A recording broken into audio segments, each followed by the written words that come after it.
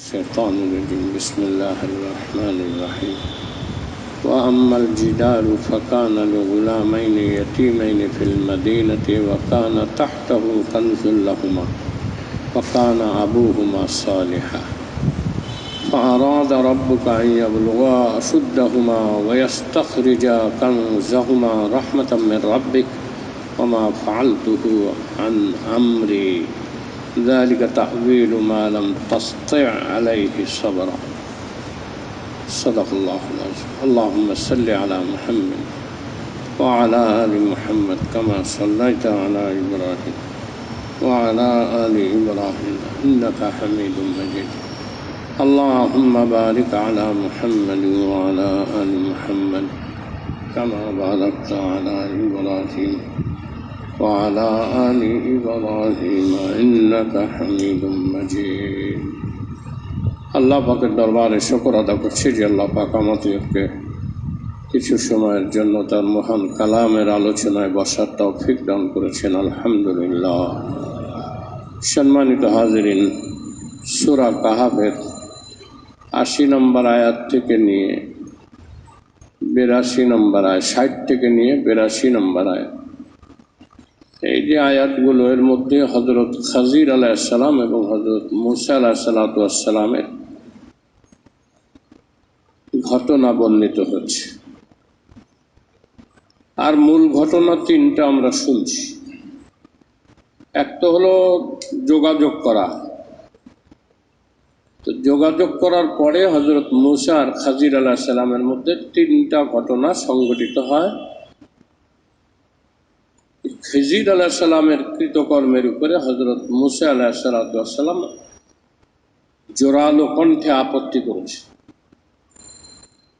পরে যখন খাজির আলাইহিস সালাম এই কথা বললেন যে ওমা ফাআলতুহু আন আমরি, এটা আমি আমার নিজের ইচ্ছায় নিজের চাহিদায় করি নাই। আপনি যেমন ওহীর ইলমের মাধ্যমে চলেন, আমি খাজির, আমিও আল্লাহর ওহীর মাধ্যমে চলি। কাজে অস্বাভাবিক তিনটা ঘটনা যে আপনার সামনে ঘটলো, আপনার আপত্তি করা এটাও শরীয়তের মুআফিক, শরীয়ত অনুযায়ী। আর আমার এই ঘটনা ঘটানো এটাও শরীয়ত অনুযায়ী। এখানে মারিফত আর হাকিকত আর গুপ্ত কিছু নাই।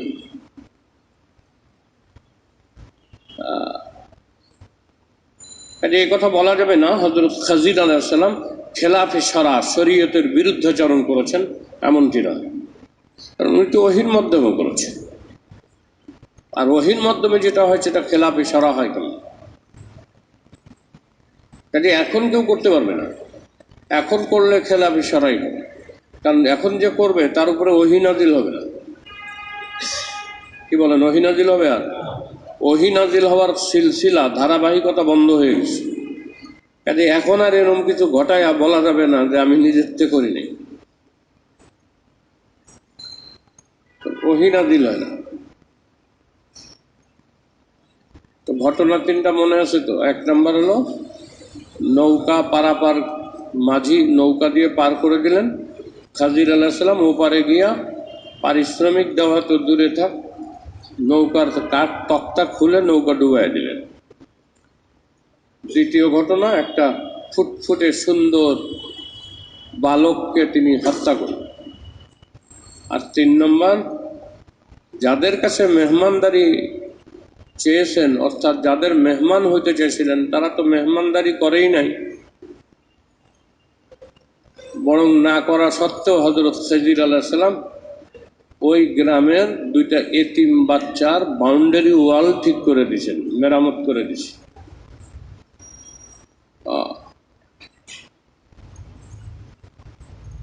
এই যে মূসা আলাইহিস সালাম আর খিজির আলাইহিস সালামের মধ্যে ঘটনা, আল্লাহ তো এমনিতে এটা বর্ণনা করেন। অনেক কিছুই এখানে শিক্ষণীয় বিষয় আসছে। তার মধ্যে কিছু বিষয়টা আগে আলোচনা হয়েছে। আজকের আলোচনার যে বিষয় সেটা হলো হযরত খাজির আলাইহিস সালামকে আল্লাহ পাক ওহী মারফতে যে আদেশ করেছিলেন, খিজির আলাইহিস সালাম সেই অনুযায়ী করছেন। কাজে খিজির আলাইহিস সালামের এই অস্বাভাবিক ঘটনা ঘটানো, এটা খেলাফে শরা ছিল না।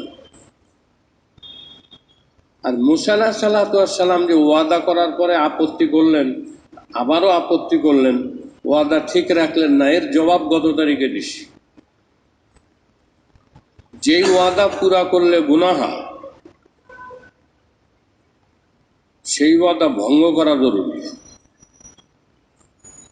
মুসা আলাইহিস সালাম দেখছেন যে আমাকে যে আল্লাহ আমর বিল মারুফ নাহি আনিল মুনকার করতে বলছেন, এখন আমার সামনে যে ঘটনা খিজির ঘটাইলেন, এই ঘটনার প্রতিবাদ আমি নবী হিসাবে করতে হবে। যদি আমি না করি তাহলে বিশ্ববাসীর কাছে দলিল হয়ে যাবে যে এরকম কোনো মুনকার দেখাও চুপ থাকা যায়। তাহলে মুনকার মানে শরীয়তের বিরুদ্ধে কোনো কিছু হইলে, খেলাফে সারা কোনো কাজ সংগঠিত হইতে দেখলে নবীর পরে উম্মতের দায়িত্ব কি? মুনকারকে বাধা দিয়ে বন্ধ করে দিবে। যদি বাধা দিতে গেলে আমি মাইর খামু, তখন কি করবে? তখন মুখে ওয়াজ করবে, মুখে বলবে, তাদেরকে মুখে বুঝাবে। যদি তাকে বুঝাইতে গেলেও শুনবে না, অপমান অপদস্থ হইতে হবে, তাইলে মনে মনে তাদের ওই কাজটাকে ঘৃণা করবে। আর এই কাজ ভবিষ্যতে যাতে এই সমাজে না হয় সেই জন্য কি পদক্ষেপ নেওয়া যেতে পারে এই ব্যাপারে ফিকির করবে। বহুল প্রচলিত ও প্রসিদ্ধ যে ব্যাখ্যায় হাদিসটার করা হয়, শেষের অংশে এসে মানুষ ভুল ব্যাখ্যা করে বা ভুল বুঝে বা অসম্পূর্ণ ব্যাখ্যা করে। প্রসিদ্ধ হাদিস এটা, মান রাআ মিনকুম মুনকারান ফালিয়ুগাইয়িরহু বিয়াদিহি ওয়া মান লাম ইয়াস্তাতি' ফাবিলিসানি ফা ইন লাম ইয়াস্তাতি' ফাবিকলবি ওয়া যালিকা আযাফুল ঈমান। এর নিচে আর কোনো ঈমানের স্তর নেই। কোনো শরীয়ত বিরুদ্ধে কাজ যদি দেখে, আল্লাহর কোনো নাফরমানি যদি কেউ দেখে, শক্তি থাকলে এই নাফরমানি বন্ধ করবে। যদি দেখে যে শক্তি নাই, তাহলে কমপক্ষে মুখে তাদেরকে ওই গুনার কাছ থেকে বাঁচার জন্য নসিহত করবে। এইটুক ঠিক আছে। শেষের টুকের ব্যাখ্যা এসে অসম্পূর্ণ ব্যাখ্যা করা হয় যে যদি মুখেও না বলতে পারো তাহলে অন্তরে ঘৃণা করো। এই অন্তরে ঘৃণা করার কথা তো বলা হয়, ফাইল্লাম ইয়াস্তাতি' ফাবিকলবি। আগে বলা হলো হাত দিয়ে হাত মানে শক্তি, শক্তি থাকলে প্রতিহত করবে। যদি তা না থাকে মুখে এটাকে নিষেধ করবে।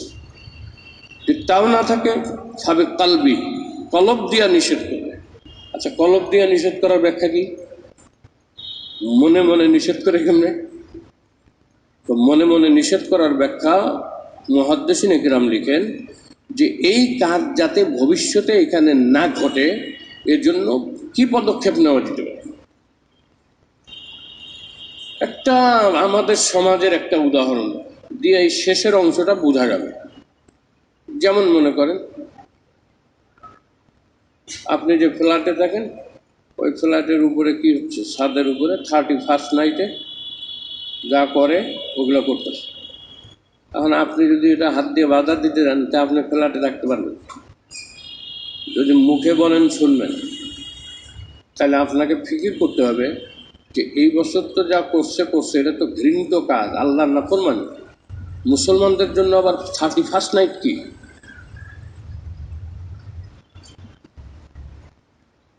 31st নাইট উদযাপন করা এটা মুসলমানদের তো কোনো কাজ না।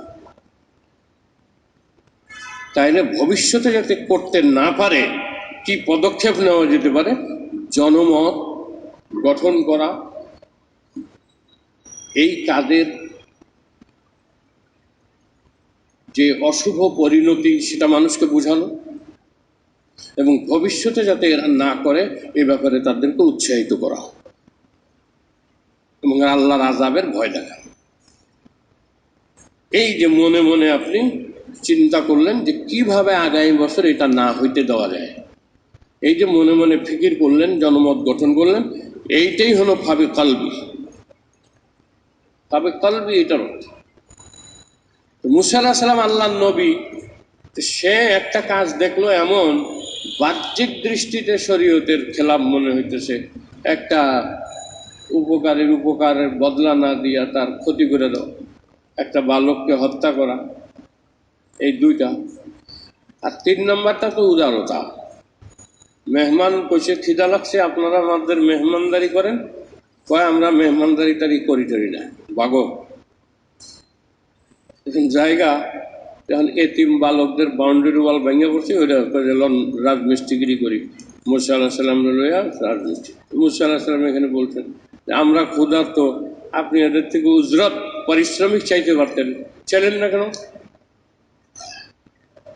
এই 3টা ঘটনার কারণে আগে যা বলছি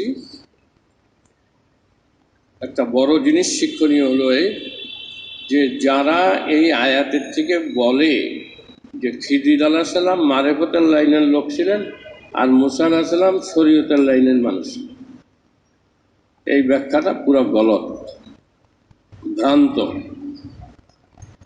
যুক্তিহীন, অসার, অনর্থক এবং তাফসীর বির রায়, নিজের মন গড়া কথা। কাজে এখানে শরীয়ত মারিফতের কোনো কিছু নেই। আল্লাহ ওহী দিয়া খিদির আলাইহিস সালামকে জানাইছেন, খিদির আলাইহিস সালাম ওই অনুপাতে কাজ করছেন। আর মুসা আলাইহিস সালামের উপরে দায়িত্বই ছিল যে অশোভন কিছু দেখলে আপনার প্রতিবাদ করতে হবে নবী হিসাবে, যদি আপনি প্রতিবাদ না করেন তাহলে দলিল হয়ে যাবে। এই জন্য মানুষ ওলামায়ে কেরামকে অনেক সময় কোনো ওলামায়ে কেরামের উপরে মানুষ একটু চটা থাকে, রাগ থাকে, খেপা থাকে। হ্যাঁ, যেমন আমার উপরে কিছু মানুষ খেপা থাকে। আমি কই যে ভাই, আমি তো আপনাদের মাথায় বাড়ি দিই, আমি আলেম হিসাবে এটাকে আমার বলা দায়িত্ব।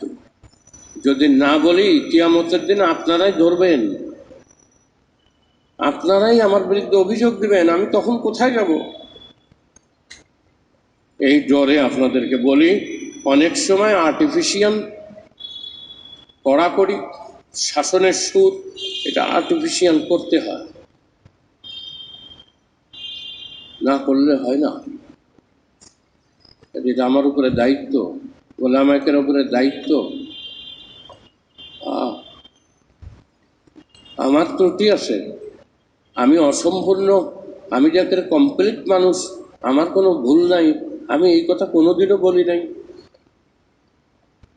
আমার ত্রুটি আছে, ভুল আছে, হতে পারে, কিন্তু আমি কিছু বিষয়ে এমন একটা প্রমাণও দিতে পারবেন না যে আপনি শরীয়তের খেলাফ এই কাজটা করছেন। আমি এমন কাজ করি, কারণ আমি বুঝে শুনে কাজ করি। বিধায় শরীয়ত মারেফত নিয়ে এখানে তর্ক করলে ভুল হবে, অসার এবং যুক্তিহীন ব্যাখ্যা হবে। কিছু মানুষ আছে ওদের তো নামাজ পড়া লাগে না, ভণ্ড কিছু আছে পীর, ভালো পীর তো খুব ভালো পীর, হক্কানি পীর, এদের সাথে সাহচর্য তো খুব ভালো, কিন্তু ভণ্ডামি যারা করে নামাজ পড়ে না। আমরা জাহেরি নামাজ পড়ি না, বাতিনি নামাজ পড়ি। নবী আলাইহিস সালাম কোনোদিন বাতিনি নামাজ পড়ছে নাকি? নবী আলাইহিস সালামের গায়ে অনেক জ্বর, এই জ্বর থাকা অবস্থায় হযরত আব্বাস আর হযরত আলীর কাঁধে ভর দিয়া পা হেঁচড়াইয়া মসজিদে গেছে।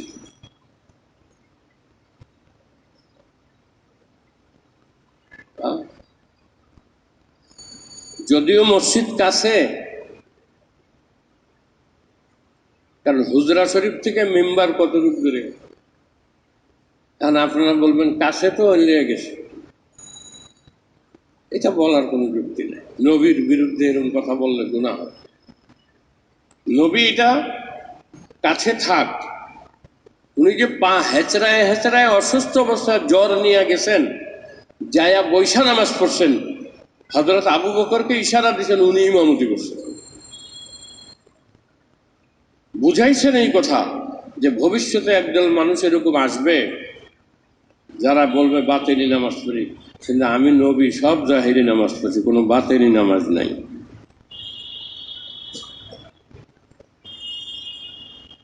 আর শরীয়তে জায়েজ না, মারেফতে জায়েজ, এই কথাগুলো ভুল।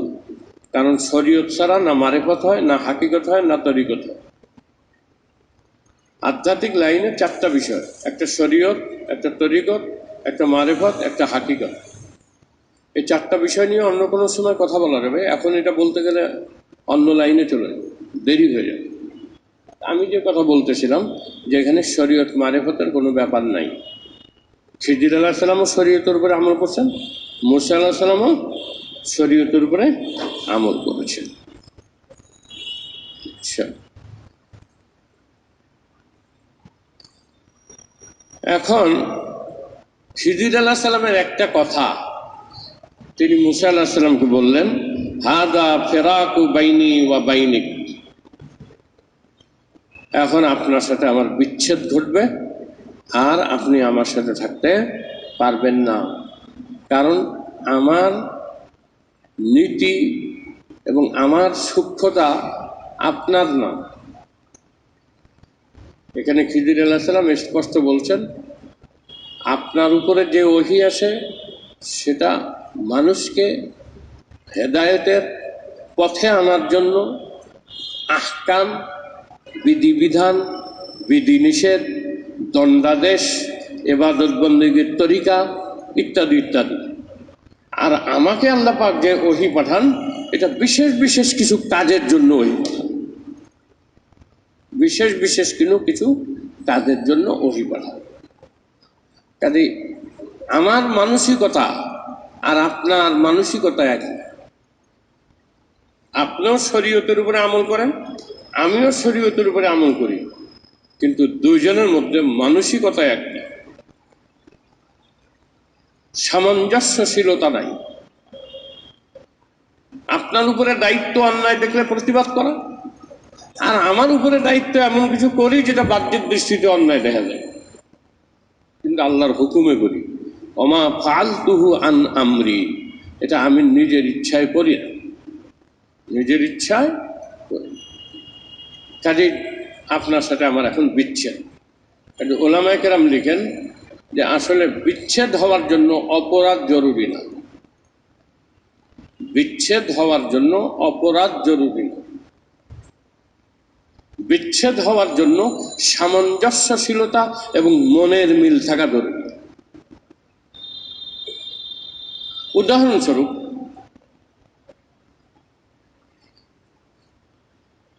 আমিও মুসলমান, আপনিও মুসলমান, আমিও নামাজ পড়ি, আপনিও নামাজ পড়েন, আমিও রমজান মাসে রোজা রাখি, আপনারাও রাখেন, এই দিক দিয়ে অনেক কিছুতে মিল।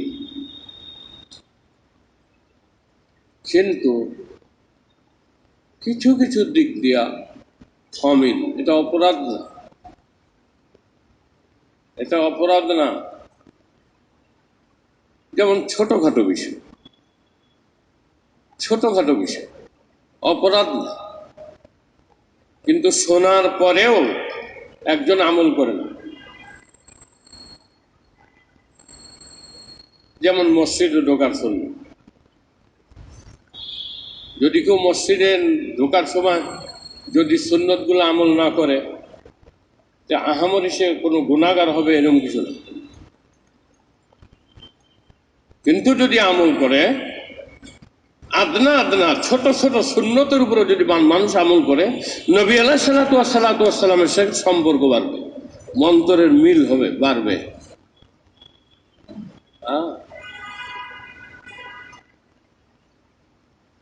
বিদেশি প্রতিনিধিদের সাথে হযরত ওমর ইবনুল খাত্তাব রাদিয়াল্লাহু তাআলা আনহু একসাথে খানা খাচ্ছেন, রোমীয় বাহিনী, কাফের তারা।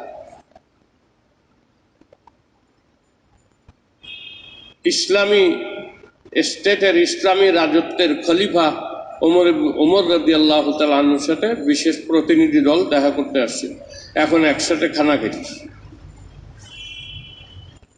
খানা খাইতে যায় দেখা গেছে যে দস্তরখানের উপরে বা যেটার উপরে খানা খাচ্ছেন ওটার উপরে কিছু খানা খাইতে যেয়ে পড়ে গেছে।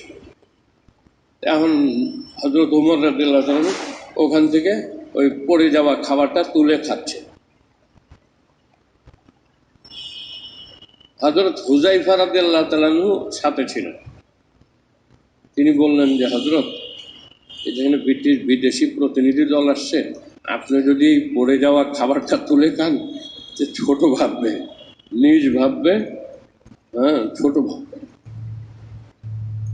তখন ওমর রাদিয়াল্লাহু তাআলা জবাব দিয়েছিলেন যে আতরুকু সুন্নাতা হাবিবি লিহাদিহিল হুমাকা, এই ব্যাককেলদের জন্য আমি আমার হাবিবের একটা সুন্নতকে ছেড়ে দেবো মনে করেছো? ওরা আমাকে ছোট ভাববে পড়ে যাওয়া খাবার তুলে খেলাম বলে, কিন্তু পড়ে যাওয়া খাবার যে তুলে খেতে আমার নবী বলেছেন, এটা যে আমার নবীর সুন্নত, আমার নবীর একটা আদর্শ, আমি কি এদের জন্য ওই সুন্নতটাকে জলাঞ্জলি দেব? অসম্ভব, ওমরের দ্বারা তা সম্ভব না। তাহলে এই যে ছোট জিনিস, যদি এটাকে হযরত হুযায়ফা সিররুন নবী, নবী আলাইহিস সালাতু ওয়াস সালামের অনেক ভেদ বা রহস্য হযরত হুযায়ফাকে বলছেন, যেটা অন্যদের বলেন। আর আবু হুরায়রাকে বলছেন,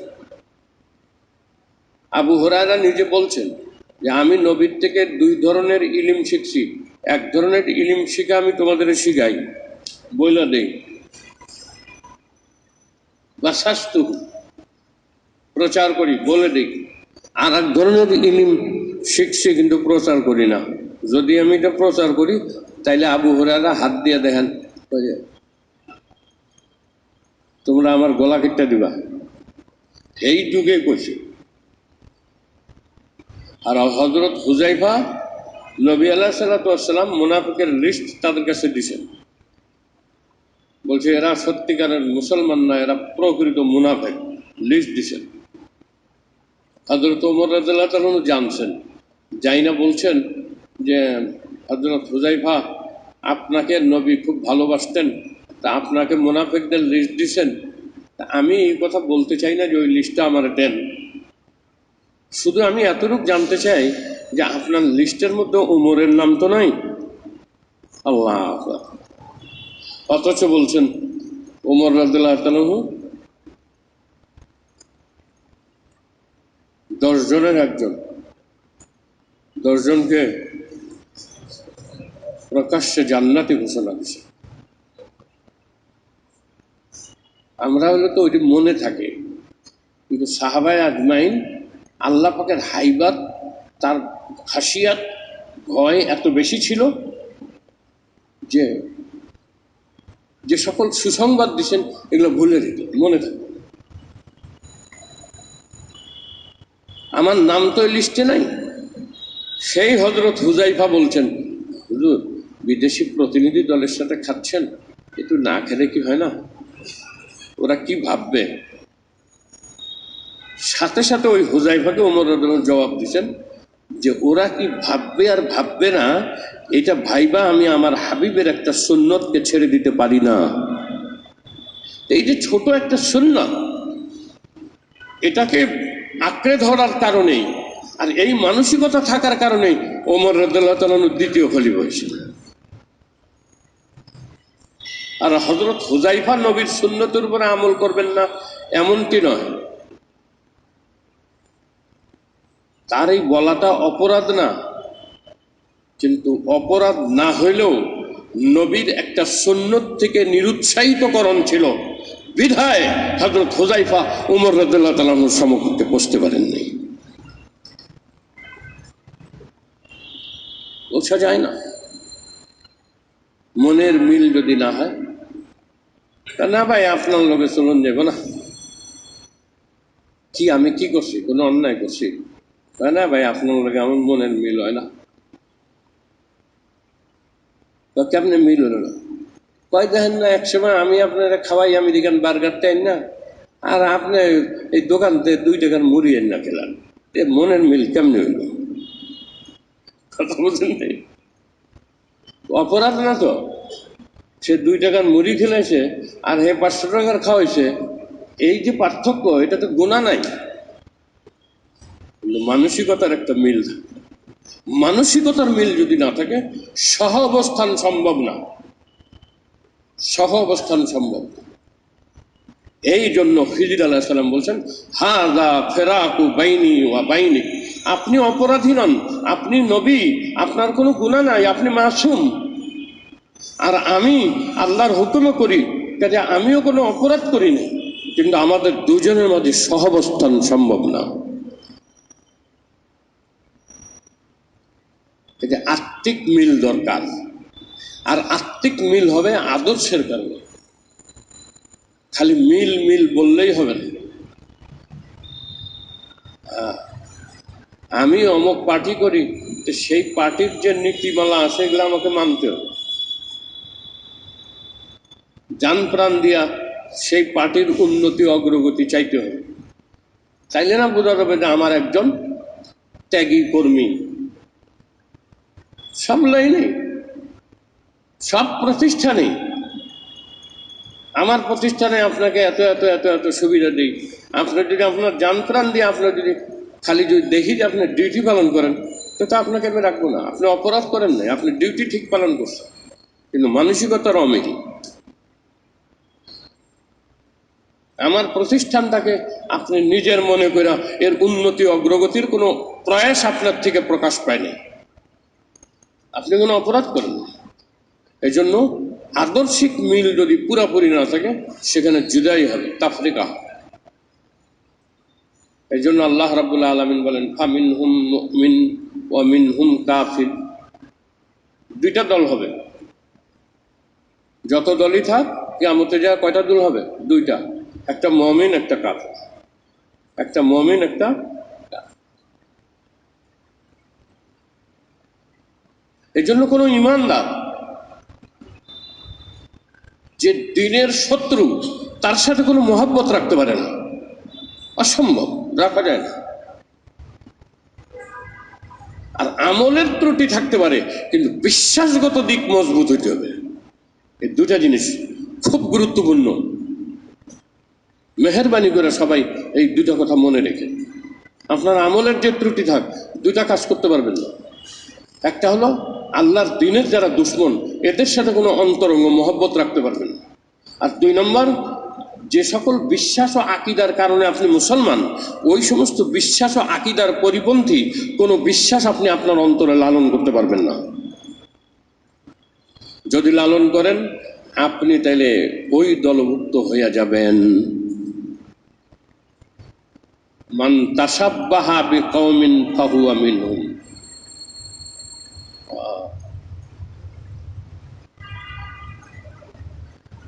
আপনাদের বলা হলো 31 নাইট করেন না, আপনি আয়া বললেন কি অসুবিধা, কোন কিতাবে আছে না যায়, আপনি যেটা কইলেন, ওয়াজ করলেন, হুজুর আপনি বলেন তো এটা কোথায় পাইছেন, আমাকে দলিল দিয়া দেখান, আপনি আমার সাথে যুক্তি তর্ক শুরু করলেন। তাহলে বোঝা গেল 31 নাইটের দিকে আপনার মহব্বত আছে। মহব্বত যদি না থাকতো, আচ্ছা ঠিক আছে আলেম কইছে যখন, ঠিক আছে এটা বাদ দিয়ে, এটা তো জরুরি কিছু না, আপনি তর্ক করতে আসলেন কেন? তার মানে ওটার প্রতি আপনার মহব্বত আছে, ওটা ভ্রান্ত আকিদা। কাফের মুশরিকদের সাথে আপনার মহব্বত আছে। আপনাদেরকে আজকে একটা কথা খুব বারবার গুরুত্বের সাথে বলি, এই দুইটা কাজ কোনো মুসলমানের দ্বারা যেন না হয়। তাহলে কিয়ামতের দিন আল্লাহর নবীর থেকে বিচ্ছিন্ন হয়ে যাবে। একটা হলো কোনো কাফের মুশরিক বেদিন, যারা ইসলাম চায় না, ইসলাম বিদ্বেষী, এদের সাথে যদি আপনার অন্তরঙ্গ সম্পর্ক থাকে। বাহ্যিক লৌকিকতা থাকতে পারে, যখন আপনি যদি তার সাথে একটু না কথা বলেন, তার সাথে না বসেন, তাহলে আপনাকে শত্রু ভাইবা আপনার ক্ষতি করতে পারে। এই কারণে আপনি তার সাথে সাময়িক একটু উঠা বসা করলেন, এটা ভিন্ন কথা। কিন্তু আপনি জানেন যে সে ইসলাম বিদ্বেষী, ইসলাম বিদ্বেষীর সাথে একজন মুসলমানের অন্তরের সম্পর্ক হইতে পারে না। আর যেই আকীদা ও বিশ্বাস দ্বারা আমি মুমিন, ওই বিশ্বাসের পরিপন্থী কোনো ফাসেদ আকীদা, কোনো ভ্রষ্ট বিশ্বাস অন্তরে লালন করা যাবে না। আমলি ত্রুটি এটা ঠিক হয়ে, এটার জন্য বাধা ধরা অত ধরা পড়বে না। কিন্তু এই দুইটা জিনিস থেকে পারবে, এই দুইটা জিনিস মুমিনের ভিতরে আসতে পারে। কাজে আদর্শিক মিল থাকা, নবী আলাইহিস সালাতু ওয়াস সালাম এবং সাহাবীদের তর্জ তরিকার সাথে আল্লাহওয়ালা দিনদার পরহেজগার উলামায়ে কেরাম বুজুর্গদের সাথে মহব্বত, এটা বহুত বড় জিনিস।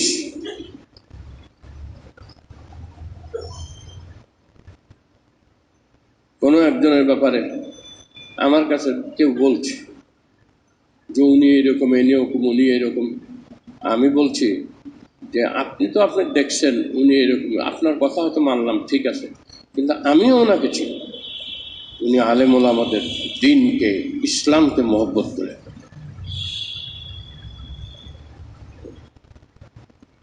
কাজে দিন ইসলামকে, ওলামায়ে কেরামকে, বুজুর্গানে দিনকে, নবীর তরিকা ও আদর্শকে আপনি একটা জিনিস পালন করতে পারেন না, এটা আমিও তো অনেক কিছু পালন করতে পারি। এটা তো সেরকম না যে আপনি 100% আমল করবেন, আমি 100% আমল করতেছি, এটা তো দাবি করা যায় না। কাজে আমলি ত্রুটি থাকবে, কিন্তু কোশ্চেন গেল আপনার মনের মহাব্বত যেন কোনো কাফের, বেদিন, ইসলাম বিদ্বেষী, ইসলাম বিরোধীদের সাথে না থাকে, আর অন্তরের মধ্যে কোনো ভ্রান্ত বিশ্বাস যেন লালন না করে। এই দুটো জিনিস থেকে বাঁচবে। কারণ এই দুটা জিনিস যদি থাকে আপনার ভিতরে, আপনি কিয়ামতের দিন নবী আলাইহিস সালাতু ওয়াস সালাম থেকে বিচ্ছিন্ন হয়ে, ওলামায়ে কেরাম লিখছেন হাযা ফিরাকু বাইনি ওয়া বাইনিক, খিজির আলাইহিস সালামের কথা যে আপনার সাথে আমার পার্থক্য হয়ে গেল, বিচ্ছিন্নতার সময় এসে গেল। এখন আপনি আর আমার সাথে থাকতে পারবেন না, আমিও আপনার সাথে থাকতে পারবো না।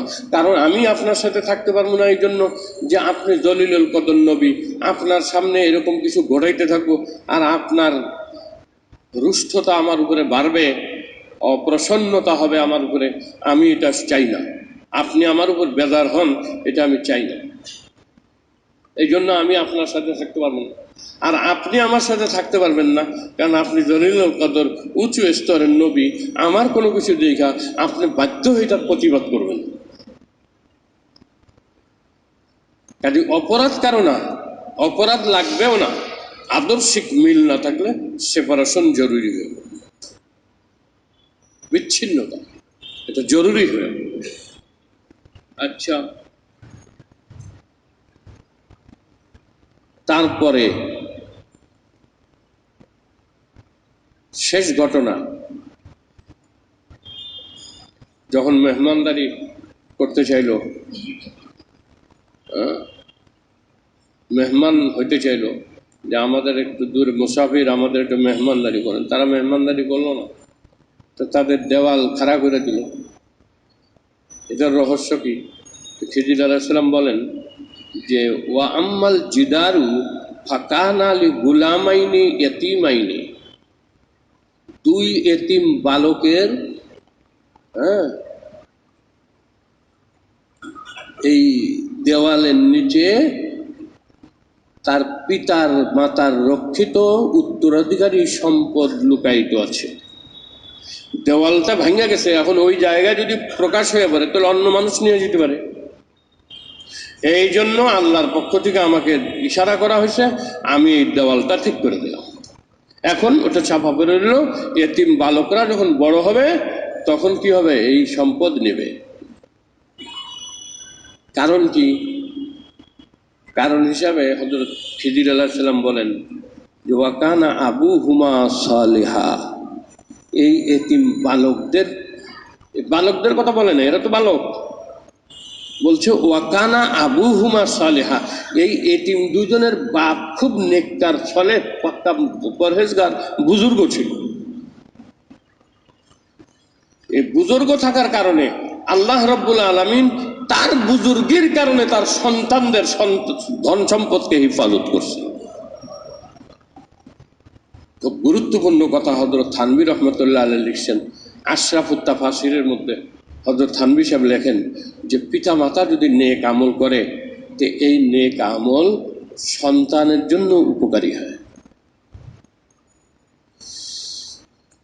সন্তানের জন্য কি হয়? হযরত থানভী রহমতুল্লাহ আলাইহি সূরা তুরের, ওয়াত্তুর 27 নম্বর পারা সূরা তুরের 21 নম্বর আয়াত দিয়া হযরত থানভী সাহেব দলিল দেন। আয়াতে কি বলছে? আল্লাযীনা আমানু, যারা ঈমান আনছে, আল্লাযীনা আমানু ওয়াত্তাবাআতহুম যুররিয়াতুহুম বিঈমানিন, যারা ঈমানদার পরহেজগার তাদের সন্তান সন্ততি ঈমানের দিক দিয়ে যদি তাদের অনুগামী হয়, অর্থাৎ তাদের অনুসরণকারী হয়, আলহাকনাহুম যুররিয়াতাহুম, তাহলে আমি তার এই সন্তান সন্ততিকে তাদের সাথে কিয়ামতের দিন মিলাবো। কি বুঝলেন? বাপ পরহেজগার নেককার, সন্তান ওই বাপের পথ ধরেই হাঁটছে, তাহলে কিয়ামতের দিন বাপের সাথে একসাথে দেখা হবে, একত্রিত হবে, নতুবা হবে না, নতুবা হবে না।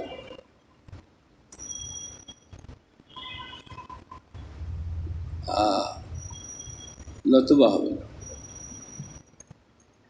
হযরত থানভী সাহেব লিখেন যে সন্তানের কতটুকু উপকার হবে, সন্তানের কতটুকু উপকার হবে, যে যদি সন্তান কিয়ামতের দিন নাজাত পাইতে যায় কিছু ত্রুটির মধ্যে পড়ে যায়, ধরা পড়ে, অর্থাৎ তার আমল কম হয়, নেকির পাল্লা হালকা হয়, তো আল্লাহ রাব্বুল আলামিন ওই যে পিতামাতা নেক কাজ করছে, নেককার ছিল, পিতামাতার বাড়তি নেক কাজটুক তাদের পার হইতে যতটুক লাগে এতটুক রাইখা বাকি নেক কাজ এই সন্তানকে দিবেন।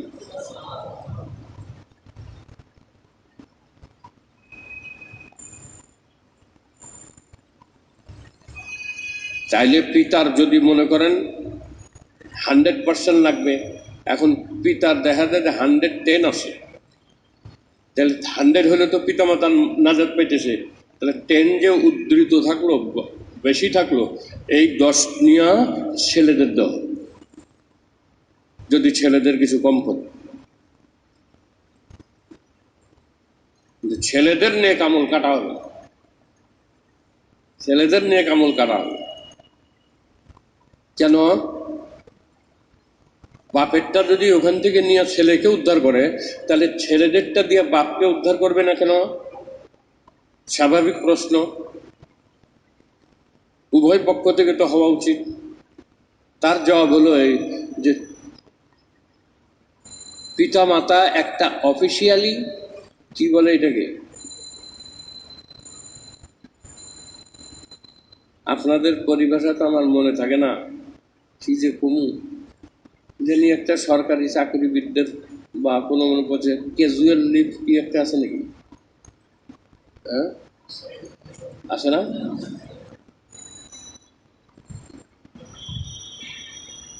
একটা বাড়তি দিতেই থাকে মাসে, প্রত্যেক মাসে বেতনের সাথে ওদের একটাই ধরা আছে, ওইটা দিতে থাকে। যে পিতামাতা সন্তানকে দিন শিক্ষা দিয়ে গেছে, এই সন্তান যতদিন নেক কাজ করবে একটা হিস্সা এখান থেকে তো পিতামাতা পাইতেই থাকবে।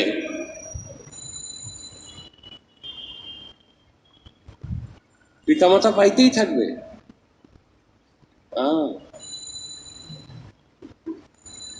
কাজে যদি পিতামাতা নেক হয় আর সন্তানদেরকে নেক পথে চালায় যায়, তাহলে এই পিতামাতার কখনো শর্ট পড়বে না, এর বাড়তি থাকবে, ওই বাড়তিটার দরকার পড়লে সন্তানদের দিবে, আর দরকার না পড়লে দেওয়া লাগবে না। কথাটা কি বুঝাইতে পারছি না পারিনি? আর এই জিনিসটাকে বলে নিসবত। এই এতিম বালকদের বিল্ডিং আরে বাউন্ডারি ওয়াল কেন ঠিক করে দিলেন? যে তাদের বাপ নেককার ছিল, বাপের সাথে তাদের সম্বন্ধ নিসবত ছিল নেককার পিতামাতার সন্তান।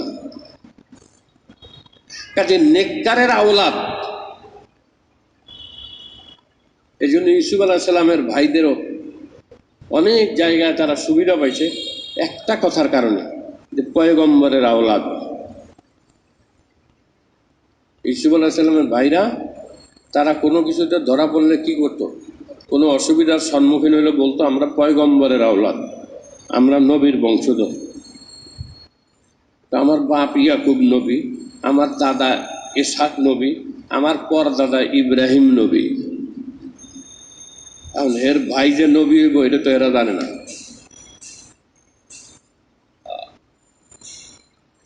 কাজে ইউসুফ নবী, পিতা ইয়াকুব নবী, তার পিতা ইসহাক নবী, তার পিতা ইব্রাহিম নবী।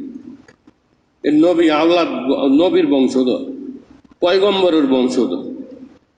এই যে নিসবত, এটা আমরা দুনিয়াতেও দেখি, যেটা খুব ভালো ফল দেয়,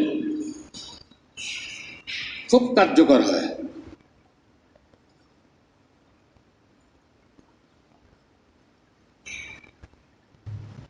বর্তমান প্রেক্ষাপটে বঙ্গবন্ধু শেখ মুজিবের সাথে যাদের আন্তরিক এবং কাছের সম্পর্ক ছিল, এরা এখন দেখেন সব জায়গা খুব উপরে উপরে বসতে আসে।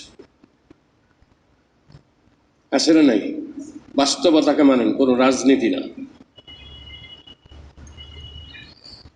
আপনার যদি ধরা হয় আর যদি সাথে সাথে স্বরাষ্ট্রমন্ত্রী কয় এই কারে ধরছ,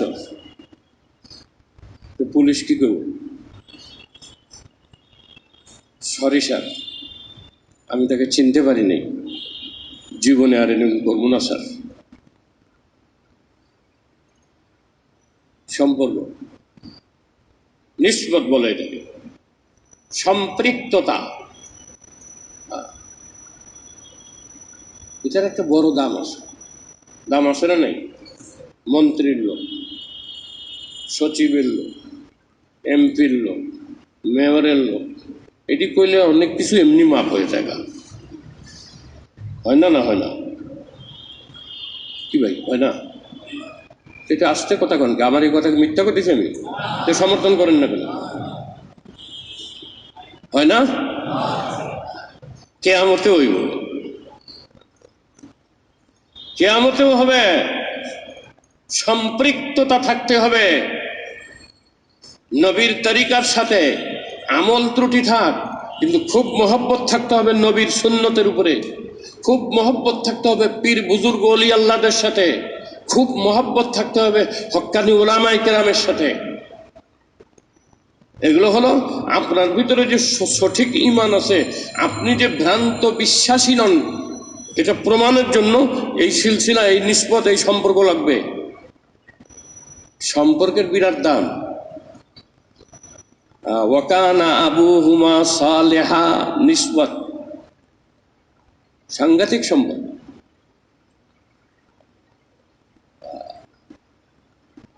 হযরত ইউসুফ আলাইহিস সালামের নাম শুনছেন তো? একজন দুইজন শুনছেন?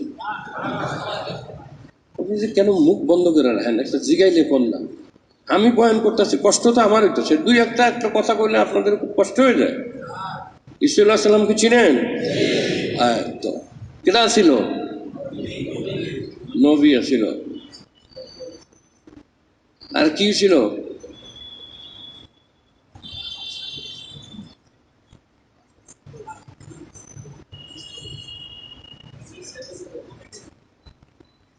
আর কি পরিচয়?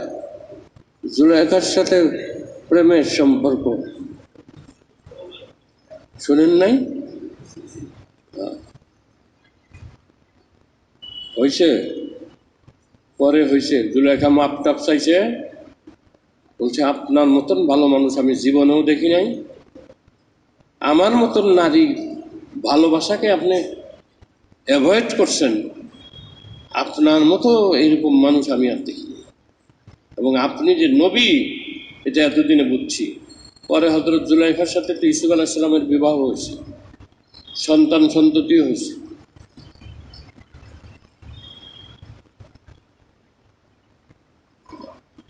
এক যে ছিল ইউসুফ নবী, তার প্রেমের জুলেখা বিবি গো, শুনেন নাই? ইউসুফ আলাইহিস সালাম। পরে কি হয়েছেন উনি? প্রথমে মিশরের খাদ্যমন্ত্রী হয়েছেন, পরে মিশরের প্রাইম মিনিস্টার হয়েছেন, প্রেসিডেন্ট হয়েছেন। প্রেসিডেন্ট হওয়ার পরে শুনেন, শুনতেছেন তো না কেউ ঘুমাইতেছেন?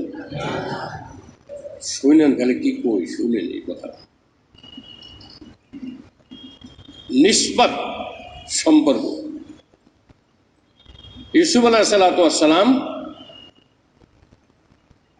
কোরআন শরীফে আসছে যে মিশরের দুর্ভিক্ষ পরে 7 বছর, প্রথমে 7 বছর খুব ফলন হয়েছে। ওইটা হযরত ইউসুফ আলাইহিস সালামের পরামর্শে, যখন উনি ফুড মিনিস্টার হনও নাই, জেলখানার থেকে আইনা বাদশাহ তার পরামর্শ নিছে, উনি তখন পরামর্শ দিয়েছেন যে এইভাবে সম্পদকে সঞ্চয় করেন, আর জনগণ যখন দুর্ভিক্ষে পড়বে তখন জনগণের মধ্যে বিলাবেন। পরে তো বাচ্চা তার নিজের কাছে রাখলো। আজিজে মিশর গেল গা ফট করে মইরা, ইউসুফ আলাইহিস সালামের ফুড মিনিস্টার বানায়। পরবর্তীতে বাচ্চা গেল মইরা, ইউসুফ আলাইহিস সালাম প্রাইম মিনিস্টার। তো এই দুর্ভিক্ষের সময় বিভিন্ন অঞ্চল থেকে, এলাকা থেকে দুর্ভিক্ষ কবলিত এলাকার মানুষ সাহায্যের জন্য, ত্রাণের জন্য, রিলিফের জন্য আসতো। একটা যুবক আসছে, যুবক এসে বলছে যে আমি অসুবিধায়, দুর্ভিক্ষ কবলিত এলাকার মানুষ, আমাকে আপনি রিলিফ দেন, হেল্প করেন। তো বাচ্চা বলছে এই ওকে দিয়ে দাও। তো প্রত্যেকে যেভাবে দিচ্ছেন ওই দিচ্ছেন, 10 কেজি বা 5 কেজি বা 20 কেজি গম বা ধান বা খাদ্য শস্য যাই হোক দিয়ে দিচ্ছেন। এখন এই যুবক কি করছে জানেন? ওই যার দিছে ওইটা এক পাশে রাখতে আইয়া কয়, বাচ্চা আপনার কানে কানে একটু কথা আছে, সামান্য একটু কথা।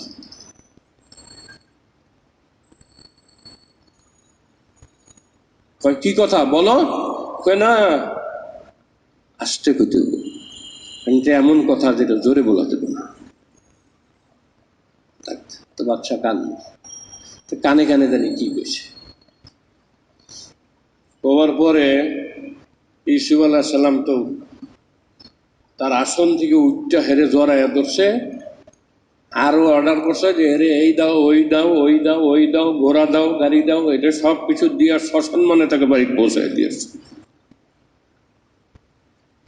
আল্লাহ,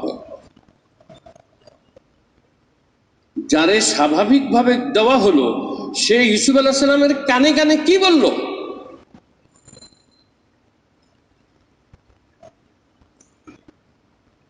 পরে হেরে তো দিছে। এখন আল্লাহ পাক ইউসুফ আলাইহিস সালামকে বলেন যে হে আমার নবী, আল্লাহ তো সব জানেন না? জানলেও একটা জিনিস অন্যের মুখ থেকে শুনতে মনে চায়। আমি জানি যে হে আমারে ভালোবাসে, কিন্তু তার মুখ থেকে সে একটুকু আই লাভ ইউ, ঠিক না বেটি? এটা একটু শুনতে মনে চায়। তোমার মুখ দিয়া যখন তুমি আমারে বলবা যে আমি তোমাকে ভালোবাসি, এটা যে কি ভালো লাগে কইতারি না। কিতাবপত্র পড়ছি, ওইটা দেখে একটা ভঙ্গিমা করলাম, খুব ভাল লাগে। আমি জানি না, আমার থেকে এরকম কয় নাই কেন, তমুক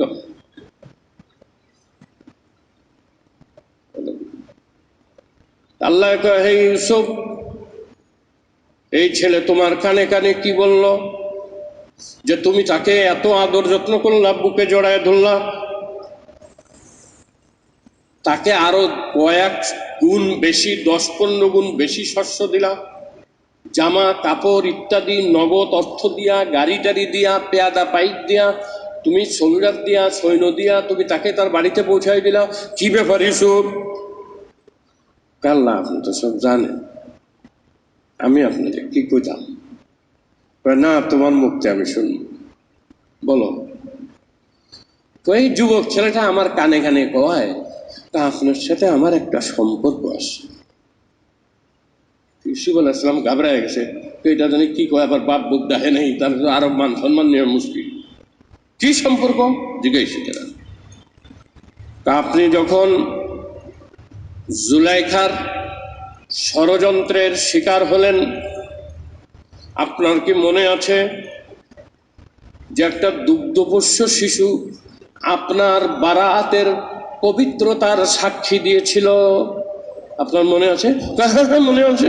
আমি সেই ছেলেটা, আমি সেই ছেলেটা।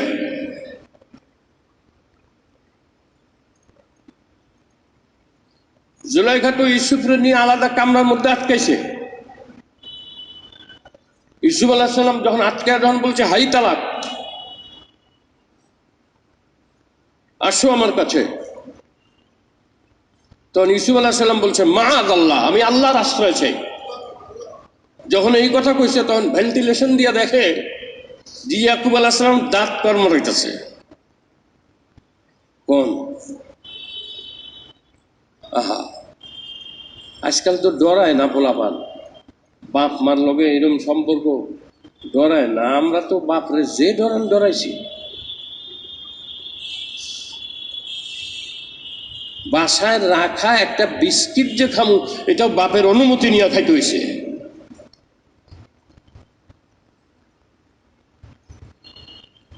বুঝেন নাই? চুরি কেন করবো আমরা?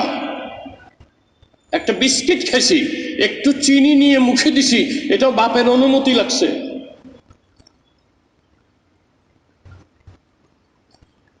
আমরা বাপকে এইভাবে ভয় পাইছি।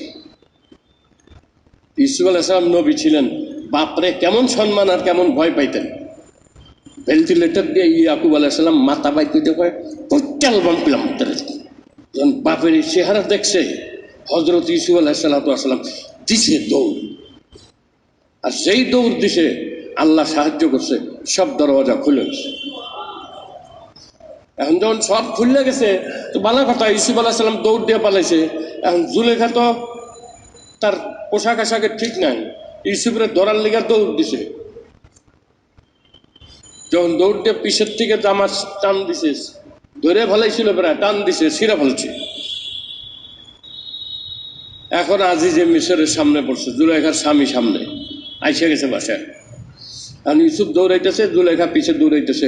এই সিন জুলেখার স্বামী দেখছে। দেখলাম তো সাথে সাথে জুলেখা তো মেকি কান্না শুরু করে দিছে। দেখছেন দেখছেন আমার জান সম্মান কিছুই নিরাপদ না। আপনি কি গোলাম রাখছেন এটারে? হ্যাঁ, কি গোলাম রাখছেন? এটারে শাস্তি দেন, জেলখানায় বন্দি করে রাখুন।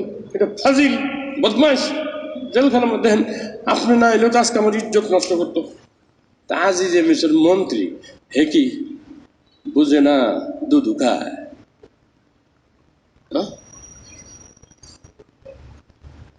বুঝছেই তো সব। তুমি যেন মেকি কান্না কান্দাছ, ইউসুফ দি দৌড় দিতেছ, তুমি যে পিছের টেওরে দৌড়বার চেষ্টা করতেছ, ব্যাপারটা কি?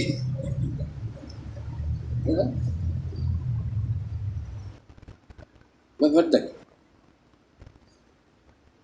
আচ্ছা, অনেক ধনী লোক আছে, অনেক বড় বড় লোক আছে, তারা স্ত্রীর অনেক দোষ দেখেও দেখে, তারা বুঝে দোষ তার ওয়াইফে, কিন্তু ঝাল তুলে পিয়নের কাজের লোকের উপর দিয়ে। বউরে কিছু কইতে পারে না। বউ হলো কানাদার জালের সাক্ষাৎ খালাতো ভাই, কিছু কইলে তো একেবারে উল্টা পাল্টা করে তোলপার করে লাগবো, মেকি কান্না কান্দা। এমন কিছু সিন ক্রিয়েট করব, কিছু মহিলা আছে যাদের কথা আমাদের কাছে আসে, অনেক সময় সংবাদ আসে। এই সময় জুলেখার যে দাসী ছিল, তার বাচ্চা ছিল, দুধ খায়। এই বাচ্চা তখন কথা বলা শুরু। দুগ্ধপোষ্য শিশু, পৃথিবীর ইতিহাসে 4 জন দুগ্ধপোষ্য শিশু কথা বলছিল। 4 জন শিশু দুধ খাওয়া অবস্থায় স্পষ্ট ভাষায় কথা বলছিল। তার মধ্যে এই ছেলে কি কয়, ইনকানা কামিসুহু কুদ্দা মিন কুবুলিন ফাসাদাকাত ওয়া হুয়া মিনাল কাযিবিন। হে আজিজে মিসর, আপনার সংশয় সন্দেহে পড়তে হবে না। যদি আপনি দেখেন যে ইউসুফের জামার সামনের দিক দিয়া ছিঁড়া, ফ্রন্ট সাইডে ছেঁড়া, ইনকানা কামিসুহু কুদ্দা মিন কুবুলিন, ফ্রন্ট সাইডে ছেঁড়া, ফাসাদাকাত জুলাইখা সত্যবাদী, ওয়া হুয়া মিনাল কাযিবিন ইউসুফ মিথ্যাবাদী। ওয়াইন কানা কামিসুহু কুদ্দা মিন দুবুরিন ফাকাযাবাত ওয়া হুয়া মিনাস সাদিকিন। আর যদি দেখেন যে ইউসুফের জামা পিছন দিক দিয়ে ছিঁড়া, তাহলে জুলাইখা মিথ্যাবাদী, ইউসুফ সত্যবাদী। ইউসুফ এদিকেও দেখি কাছে আইসে দেহে ফালাম্মা রাআ কামিসাহু কুদ্দা মিন দুবুরিন ক্বালা ইন্নাহু মিন কাইদিকুন্না ইন্না কাইদাকুন্না আযীম। আজিজে মিসর ফুড মিনিস্টার যখন দেখলো যে ইউসুফের জামা সত্যি তো পিছন দিক দিয়েছে এরা,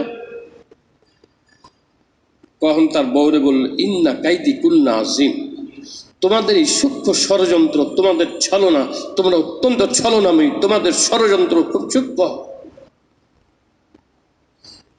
ইউসুফ আরিদ আন হাযা, ইউসুফ ডোন্ট মাইন্ড প্লিজ।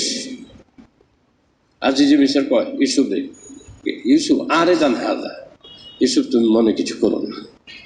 আর জুলাইখারা বললো অস্তাগফিরলি যামবিক, তোমার গুনার জন্য তুমি মাফ চাও। আল্লাহ কয় হে ইউসুফ, এই বাচ্চা ছেলেটা দুধ খাওয়ার সময় তোমার পবিত্রতার সাক্ষী দিছিল, আর এই জন্য তুমি তাকে এত এত কিছু দিলা, এত ভালোবাসলা। এই ইউসুফ তুমি সাক্ষী থাকো, তুমি আমার নবী। যদি আমার কোনো বান্দা দুনিয়াতে সত্যিকার অর্থে আমাকে ইলাহ ও রব মানে, তাহলে যাই না রাখো কিয়ামতের দিন তার সমস্ত গুনাহ আমি মাফ করে জান্নাতে নিয়ে যাব। যদি দুনিয়াতে তোমার পবিত্রতার সাক্ষী দেওয়ার কারণে অনেক গুনাহ থাকা সত্ত্বেও, ত্রুটি থাকা সত্ত্বেও যদি তোমার কাছে সে এইরকম দামি হইতে পারে, তাহলে আমি আল্লাহ কি তোমার থেকে বদান্যতায় কম নাকি? আমি আল্লাহ কি তোমার থেকে দান গরিমায় কম? আমার কোনো বান্দা গুনাহ করুক, আমার বান্দা আমার নাফরমানি করুক, যদি দুনিয়ার হায়াতে সে আমাকে সত্যিকার অর্থেই আল্লাহ হিসাবে বিশ্বাস করে, আর যদি আমাকে রব হিসাবেই সত্যিকার অর্থে অন্তরে লালন করে, তাহলে গুনার ত্রুটি থাকা সত্ত্বেও কিয়ামতের দিন আমি তাকে জান্নাতে জায়গা দিব জান্নাতে।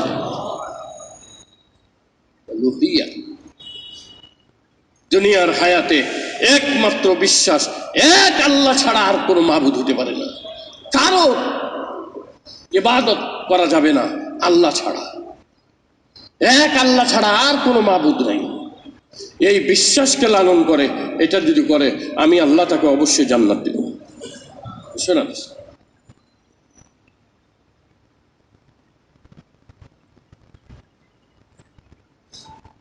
আর একজনের স্ত্রী অনেক বড় অন্যায় করছে। স্ত্রী কি করছে? অন্যায় করছে। এমন অন্যায় করছে যে এই লোকের ব্যবসা বাণিজ্য অনেক ক্ষতি করে আসছে। মানে ওই ব্যক্তির শত্রু বেশভূষা বদলাইয়া বন্ধুত্বর বেশে আইসা তার স্ত্রীর কাছ থেকে তার ব্যবসা বাণিজ্যর গোপন তথ্য নিয়ে গেছে। স্বামী বাড়িতে আসতেছে, তখন ওই লোকরে দেখছে, তা আসলে পরে জিজ্ঞেস করছে যে এই লোক তোমার কাছে কেন আসছিল? সে তো আইসা খুব কথা বললো, এই বললো, আপনার সাথে তার খুব খাতির, আপনার সাথে খুব আপনার সম্পর্ক ভালো, আপনার খুবই ইটিতে অনেক কথা জিজ্ঞেস করলো। তা আমারে বললো যে ব্যবসা কেমনে কি করতেছে, কেমনে চলতেছে, কই গেছে। আমি তো আসছিলাম, আমার তো সময় নাই, তাড়াতাড়ি জামুগা। আমি তো তার সাথে খুব আশা নিয়ে আসছিলাম দেখা করতে, মনে করলাম যে তার সাথে একটা ব্যবসায়িক ব্যাপারে কথাবার্তাও বলি, যাতে সে অনেক লাভবান হবে। এইগুলা বইলা টুলে আমার কাছ থেকে এইগুলা কথা নিয়ে গেছিলাম। সর্বনাশ। এই কারণে তার ব্যবসার মারাত্মক ক্ষতি হয়েছে স্ত্রীর কারণে। এখন এই লোক চিন্তা করলো যে আমি এখন স্ত্রীকে তালাক দিলে দিতে পারি, তাকে শাস্তি দিলেও দিতে পারি, কিন্তু আমি তাকে না শাস্তি দিব, না তাকে তালাক দিব, না তাকে কোনো মনোকষ্ট দিব। কারণ সে তো আর বুঝতে পারে নাই যে আমার শত্রুর সাথে সে এরকম কথাবার্তা বলে ফেলছে। কাজে সে তো আল্লাহর বান্দি, কাজে আমি আমার বউ হিসাবে না, আল্লাহর বান্দি হিসাবে আমি ওরা মাফ করে দিলাম। শুইছে, ঘুমে স্বপ্ন দেখে যে একজন আসছে, আইসা কয় আমি আল্লাহর ফেরেশতা, আল্লাহ আমাকে তোমার কাছে পাঠাইছে। তুমি যে একজনকে আল্লাহর বান্দি হিসাবে মাফ করে দিছো, তা আল্লাহ বলছেন কিয়ামতের দিন তোমাকে আল্লাহ তার বান্দা হিসাবে তোমাকেও মাফ করে দিবে। এই হলো নিসবত, সম্পৃক্ততা। এই সম্পৃক্ততাকে দুইটা জিনিস বাতিল করে দেয়। এই যে দুইটা জিনিস আগে বলছি, একটা হলো কুফুরের সাথে সম্পর্ক, কুফুরের সাথে কাফেরের সাথে সুসম্পর্ক, অন্তরঙ্গতা, মহব্বত। ইসলাম বিদ্বেষী, ইসলামের দুশ্মন, এদের সাথে যদি কোনো অন্তরঙ্গতা থাকে, এদের সাথে যদি আপনি খুশি থাকেন এদের কোনো কর্মকাণ্ডে, তাহলে এই নিসবত নষ্ট হয়ে যাবে, নষ্ট হয়ে যাবে। আল্লাহ। হযরত মুজাদ্দিদ আল-ফিসানি রহমতুল্লাহ আলাইহ, শাহ আহমদ সরহিন্দ, যাকে মুজাদ্দিদে আল-ফিসানি বলা হয়, অর্থাৎ দ্বিতীয় সহস্রাব্দীর মুজাদ্দিদ, দ্বীনের সংস্কারক। বাদশা আকবরের সাথে এবং তার ছেলে জাহাঙ্গীরের সাথে যার ফাইট হয়, পরবর্তীতে জাহাঙ্গীর বাদশা মুজাদ্দিদ আল-ফিসানির হাতে বায়াত হইয়া তার পূর্বের জীবন থেকে তওবা কইরা ভালো পথে চলে।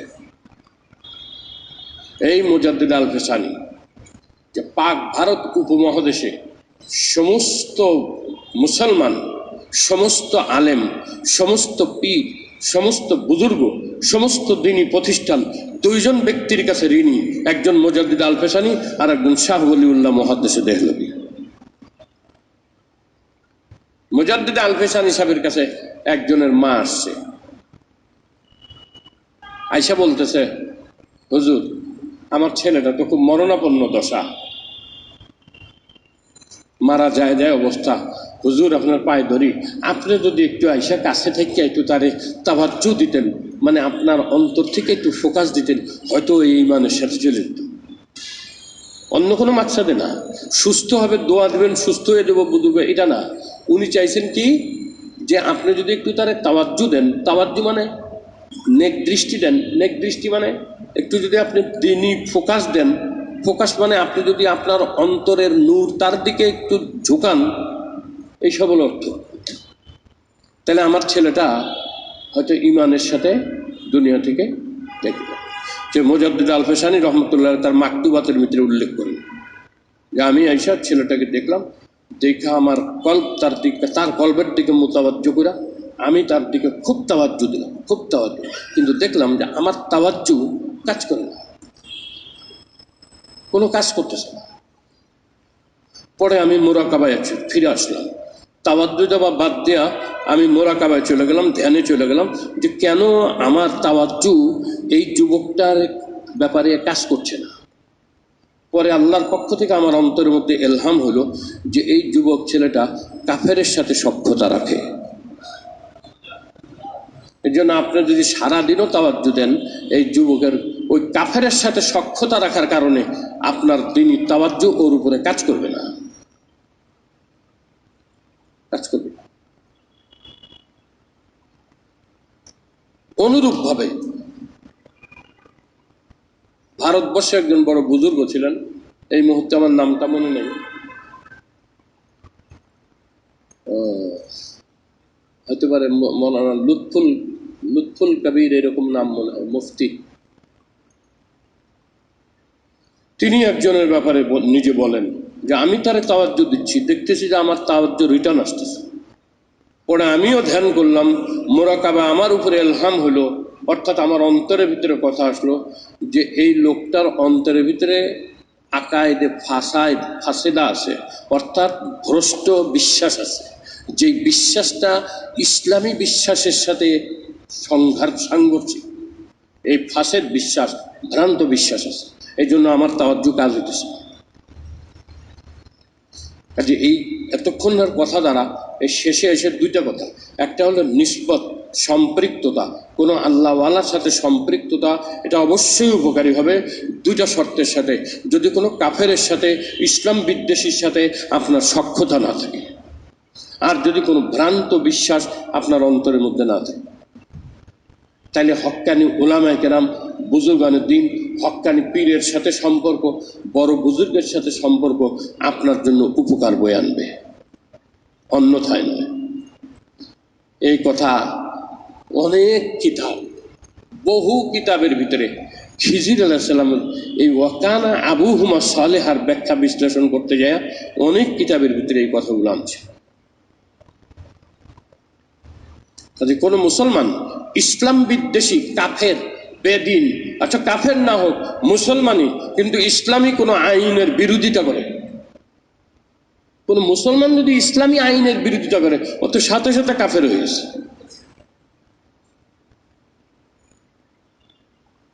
একটা হলো যে দুর্বলতা। কি দুর্বলতা? যে আসলে মানা দরকার, আমরা আসলে খুব আমরা খুব লজ্জিত যে আমরা মানতে পারতেছি না, আমরা খুব লজ্জিত, এটা একরকম। আর একটা হলো যে আরে থন ইসলামের এসব কত বিষয় দেখছি, কয়জনে পালন করে, কোন দেশে, পৃথিবীর কোন দেশে ইসলামী হুকুমত আছে? তার জব কি? ইসলামের কোন দেশে ইসলামী হুকুমত আছে? নাই কোথাও। কি হয়েছে দেয়? আপনার অন্তর তো চাইবে যে ইসলামী হুকুমত হোক, ইসলামী কানুন হোক। যদি আপনার অন্তরের ভিতরে এটা চায় যে ইসলামী হুকুমত হোক, এটা চাই না, তাহলে আপনি কাফের নিঃসন্দেহে, কোনো সন্দেহ নাই। আপনার স্ত্রী আপনার সাথে তালাক হয়ে গেছে, যদি স্ত্রীর সাথে মিলা থাকেন জিনা হইতেছে। ইসলামের কোনো বিধানকে অস্বীকার করা ডাইরেক্ট কুফরি। আর এই ব্যাপারে কোনো আলেমের দ্বিমত নেই। মুখতালাফি মাসালা না, সব মুফতি এক ফতোয়া দিবে যে ইসলামের কোনো বিধান কোরআন ও সুন্নাহ দ্বারা প্রতিষ্ঠিত, ওই বিধানটা কোরআন ও সুন্নাহ দ্বারা প্রমাণিত, আর সেই বিধানকে আপনি অস্বীকার করলেন অথবা সেটা বাস্তবায়ন হইতে দেবেন না, বাস্তবায়ন হোক এটা চান না, আপনি কাফের হয়ে গেছেন। আপনি যতই সেজদা দিয়ে কপাল ফুলায় ফেলান, আপনি একটা মুনাফিক কাফের। খবরদার কোনো মুসলমানের মধ্যে যেন এই জিনিস না থাকে, তাহলে শেষ, তাহলে শেষ। নিসবত থাকতে হবে, সম্পর্ক থাকতে হবে। আল্লাহর সাথে আমাদের সম্পর্ক, আমরা বান্দা, আল্লাহ আমাদের আল্লাহ, আল্লাহ আমাদের মাহবুব, নবী আমাদের নবী, আমরা নবীর উম্মত। কাজে আল্লাহর সাথে সম্পর্ক উলুহিয়তের, রুবুবিয়তের, আর নবীর সাথে আমাদের সম্পর্ক নবুবতের। আর ওলি আল্লাহদের সাথে সম্পর্ক হলো ওলি আল্লাহ হওয়ার নিসবত, সালাহিয়তে, সালেহিয়ত মানে নেককারের সম্পর্ক। আমি বুজুর্গের সাথে আল্লাহওয়ালার সাথে সম্পর্ক কেন রাখছি? যে আমিও যাতে আল্লাহওয়ালার নেককার হইতে পারি। আমি সৎ লোকের সংসর্গে কেন এসেছি? যাতে করে আমিও সৎ মানুষ হতে পারি। এই উদ্দেশ্যে যে সম্পর্ক থাকবে, এই সম্পর্ক কিয়ামতের দিন কাজে লাগবে, কাজে লাগবে, কাজে লাগবে। কিন্তু দুইটা রুকাওয়াট, প্রতিবন্ধকতা আপনার ভিতরে থাকে। একটা হলো কাফের বেদিন ইসলাম বিদ্বেষীদের সাথে যদি আপনার সুসম্পর্ক এবং অন্তরঙ্গ সম্পর্ক থাকে, আর যদি আপনার ভিতরে কোনো ইসলামের বিশ্বাসের সাথে সাংঘর্ষিক কোনো ভ্রান্ত ভ্রষ্ট বিশ্বাস যদি আপনি আপনার অন্তরে লালন করেন, তাহলে সব শেষ। আল্লাহ আমাদের সবাইকে তৌফিক দান করেন। আচ্ছা, আগামী তারিখের থেকে আসবে তো বাদশাহ জুলকারনাইনের কিচ্ছা। জুলকারনাইন, আল্লাহ আমাদের সবাইকে তৌফিক দান করেন, দিনের উপরে থাকার তৌফিক দেন। ভাই, দুনিয়া থেকে আমিও চলে যাবো, ধনী মানুষও চলে যাবে, গরিব মানুষও চলে যাবে, শিক্ষিত মানুষও চলে যাবে, মূর্খ মানুষও চলে যাবে। খুব খেয়াল করেন, আল্লাহ ছাড়া আমাদের কেউ আপন, কেউ আপন না। আল্লাহ আমাদের একমাত্র আপন। কাজে সেই আল্লাহর কাছে আমাদের ফিরে দিতে হবে। কাজে আমরা কি নিয়ে যাবো আল্লাহর কাছে? যাতে আল্লাহ খুশি হন, প্রসন্ন হন, আল্লাহ বেজার না থাকেন, সেই চেষ্টা আমাদের করতে হবে। আল্লাহ আমাদের সবাইকে তৌফিক দান।